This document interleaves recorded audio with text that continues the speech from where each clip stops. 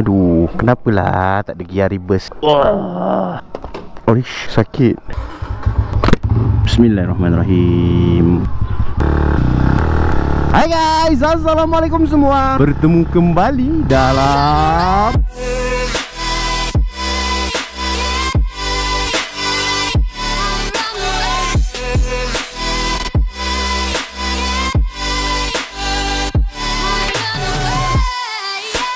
apa khabar korang? Aku harap korang berada dalam keadaan sihat-sihat hendaknya. Okay, InsyaAllah. So, denda RM2,000 ataupun percutian percuma selama 6 bulan di dalam penjara. Itulah benda yang kedua paling kecoh setakat ni dekat social media. Benda pertama yang paling kecoh pasal sajat lah.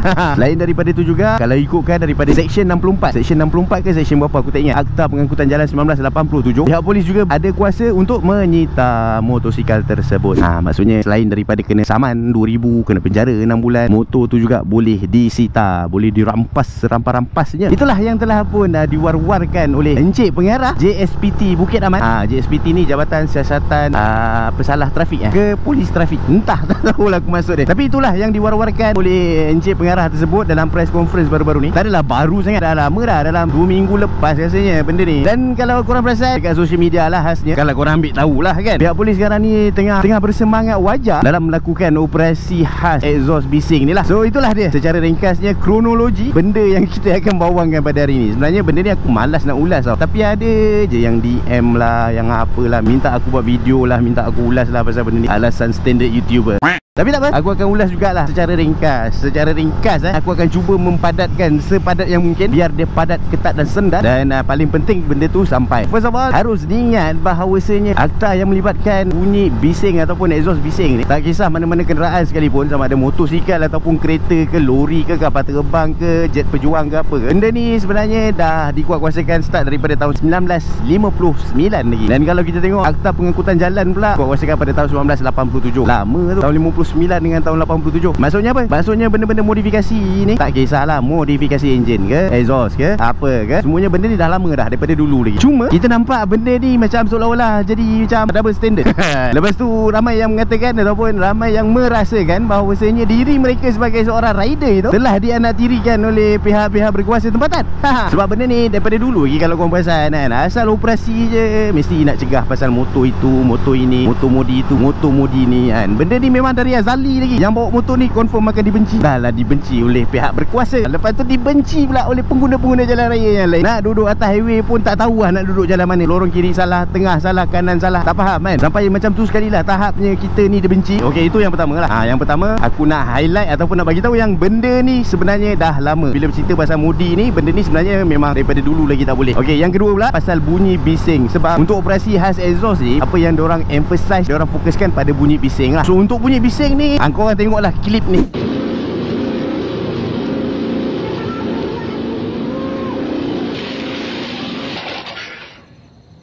Saudara nak jual motor ya?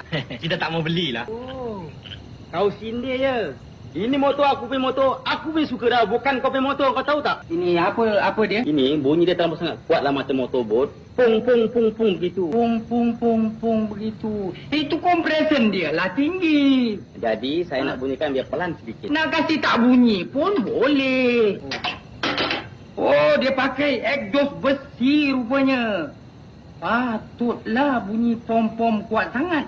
Apa tak gantikan dengan exhaust bulu? Nampak? Nampak tak? So korang boleh relate tak klip yang aku tunjuk tu dengan kita punya tajuk bawang hari ni? Boleh relate tak? Boleh sambung-sambung tak? Macam biasalah, aku yang tanya, aku juga yang jawab. Kalau korang perhatikan ataupun korang tengok dan korang hadam dari klip cerita P. Ramlee tu, dan dalam scene tu ditunjuk ada seorang brother ni, dia baik punya testing bunyi katanya. Turunlah 3 orang bujang lapuk ni menegur, siap bagi baik punya sindir lagi kan. Saudara nak jual motor ya? Kita tak mau belilah. Maksudnya apa? Maksudnya tabiat suka ref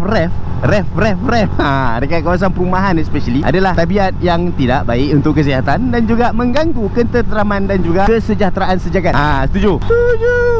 Cuba kau fikir balik betapa bijaknya Allahyarham Tan Sri P. Ramlee ni. Tahun 60-an tu motor tak banyak lagi atas jalan. Apatah lagi nak cari yang jenis bunyi-bunyi bising macam tu kan. Tapi diselitkan juga dalam dia punya scene tu sebab nak bagi sikit pengajaran pada kita yang menengok Sampai ke hari ni benda tu masih relevan baik. Cuma situasi dia berbeza sikit bila mana pengguna-pengguna motor sekarang ni makin berlambak. Bila dah banyak lambakan pengguna-pengguna ataupun penunggang-penunggang motosikal, so makin bertambah-tambah lah spesies-spesies yang macam berada tadi tu. Faham? Dan daripada komen-komen yang aku jumpa dekat official Facebook untuk JSPT ni, banyaklah yang mengadu dan komplain pasal perangai si musibat-musibat yang suka sangat duk ref motor diorang ni dekat kawasan perumahan. Siap ada yang berlumba lagi dekat dengan kawasan perumahan. So cuba kita bayangkan, kita berada dalam situasi orang-orang yang ada anak umur 6-7 bulan, dengar bunyi bising tu, menangis-nangis, tak boleh nak tidur dan sebagainya. Cuba kita duduk dalam situasi diorang. Disebabkan itulah pihak-pihak polis kalau diorang buat operasi kan, yang berkait dengan operasi khas exhaust ni, diorang buat operasi tu, diorang buat sekali dengan JAIS. Sebab benda ni berkait dengan pencemaran bunyi.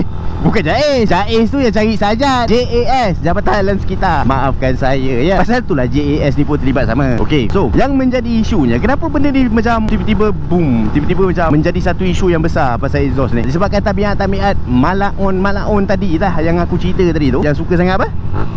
Yang suka sangat macam tu dekat kawasan-kawasan perumahan. Itu punca dia. Sebab malaun yang tak berapa kerat ni, seorang buat tahi, semua orang kena, sama dapat bau dia. Itulah antara punca dia. Dan satu lagi, sebabkan ianya melibatkan modi kan, boleh kata 90% daripada orang yang modi exhaust ni atas sebab dia dah buat modification pada enjin dia. Baru-baru ni pun pernah jadi kan, yang kes yang sita motor Kapcai tu, yang hangat diperkatakan selepas Soeb dengan Alip Syukri start main motor tu kan, JPJ siap bagi amaran lagi dekat artis apa semua tu. Benda yang sama je, pasal modi je. Cuma diorang kali ni diorang rebrand sikit lah nama Ops diorang tu, Ops Exhaust. Nak bagi nampak benda tu memang diorang nak filter bunyi tu, pencemaran bunyi tu. Padahal ada je beberapa kes yang aku tahu kena angkut pergi balai, kena sita apa semua, bukan sebab exhaust semata-mata. Diorang siap cek ECU bagai apa semua. Maksudnya operasi ni bukan semata-mata exhaust lah. Kalau kata diorang betul-betul nak cek exhaust saja, diorang akan tengok exhaust kau saja. Itulah cerita dia. Bukan exhaust semata-mata sebenarnya. Sama je dengan operasi-operasi yang sebelum ni. Aku to be honest, tak ada masalah dengan operasi ni. Tapi pada aku yang nampak sedikit janggal yang sampai nak kena penjara lah, aku tak faham yang tu lah. Kalau saman tu aku boleh terima lagi lah, agak gagah untuk aku terima. Tapi bila melibatkan penjara ni, macam mencuri lah pula kan. Macam tak kena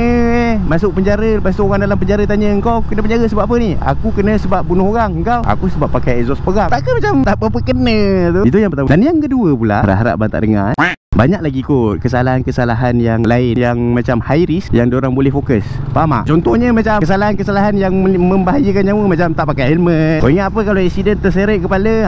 Kalau tak ada otak tak apa. Kalau ada otak tak mau bersepai, bersifat-sifat atas jalan otak tu, kan bahaya tu. Kes-kes macam langgar lampu merah dan sebagainya. Pada aku benda-benda yang high risk macam tu lah yang patut diorang fokus lah. Nak bagi hukuman yang berat pun, bagilah hukuman yang berat tu sesuai lah dengan risiko yang akan didapati oleh pelaku salah tu. Faham tak? And then janganlah terlepas pandang juga faktor-faktor lain yang menyebabkan kemalangan jalan raya yang melibatkan penunggang-penunggang motosikal ni. Contohnya macam jalan berlubang, dah berapa orang dah mati sebab jalan berlubang. And bila menteri jatuh, minta maaf dan sebagainya. Tapi bila rider Foodpanda, rider Grab Food accident, meninggal sebab langgar jalan berlubang, duk relax, buat keras macam tak ada apa-apa berlaku. Lepas tu dekat highway perbanyakkanlah lorong-lorong motor yang lebih selamat. Ada setengah orang yang akan berfikiran, dekat Federal tu ada je jalan motor, kenapa korang tak ikut? Kalau dah tengah malam tu, aku pun tak nak lalu situ dengan gelap dia, dengan construction yang tak sudah-sudah. Kau dah masuk jalan sekerat, dah kena keluar balik jalan besar. Apa benda? Banyak sebenarnya benda-benda lain yang pada aku diorang patut fokus lebih. Satu lagi isu satu lagi, pemandu mabuk. Ini yang aku geram. Boleh terlepas pula poin besar ni, pemandu mabuk tu. Berapa orang dah mati kena sodok dengan pemandu mabuk? Entahlah, aku rasa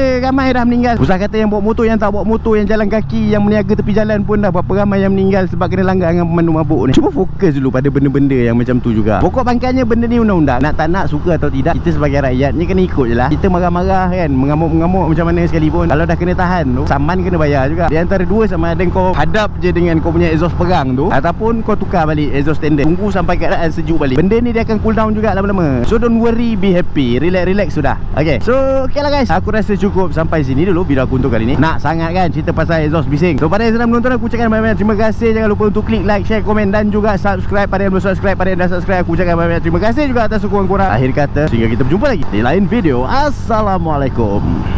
Bye bye.